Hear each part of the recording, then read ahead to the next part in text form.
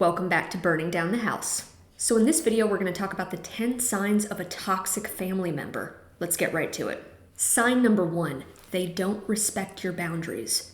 This can include a lack of respect for your personal space, bringing up subjects you've repeatedly said you don't want to discuss. Maybe they keep showing up to your house unannounced after you've repeatedly asked them to call or text first. In some cases, it can mean physical or sexual abuse. If this family member causes you harm, minimizes your feelings, or repeatedly violates your boundaries, they are toxic. Sign number 2, they try to control you through emotional blackmail.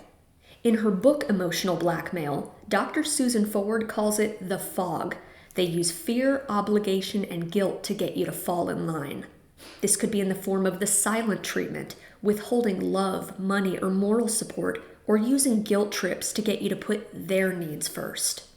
Sign number 3, love is conditional. They don't see you as a separate person with your own wants and needs.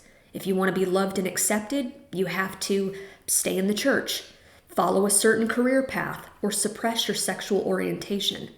With this type of toxic family member, you either live up to their expectations or face the consequences. Sign number 4, they minimize or dismiss your reality, aka they gaslight you.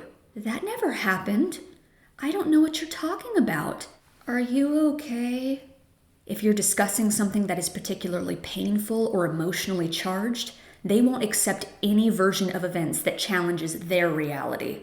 The reality they've constructed is an intricately stacked house of cards, and speaking your truth threatens to send those cards crashing down.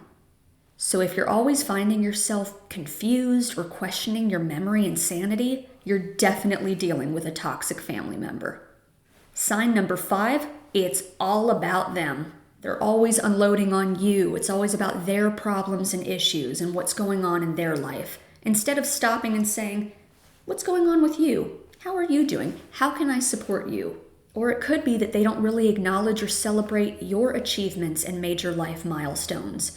Maybe you have a cousin who you've tried to keep in touch with over the years, but she doesn't really call you back. Then suddenly, 5 years later, she finds your number to tell you she's getting married, and you'll be getting an email with her gift registry. So again, if the conversation is always about them with little to no reciprocity or interest in your life, you could be dealing with a toxic family member. Sign number 6, you have to lie and keep secrets to maintain the family image.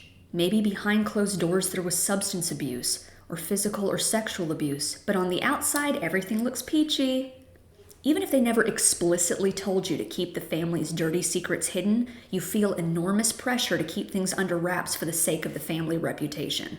Now, to be clear, no family is perfect, and I'm not saying that your private business has to be everyone's business, but if there are serious problems in the family and they don't care how it's affecting you, all that matters is how things look on the outside, you're dealing with toxic family.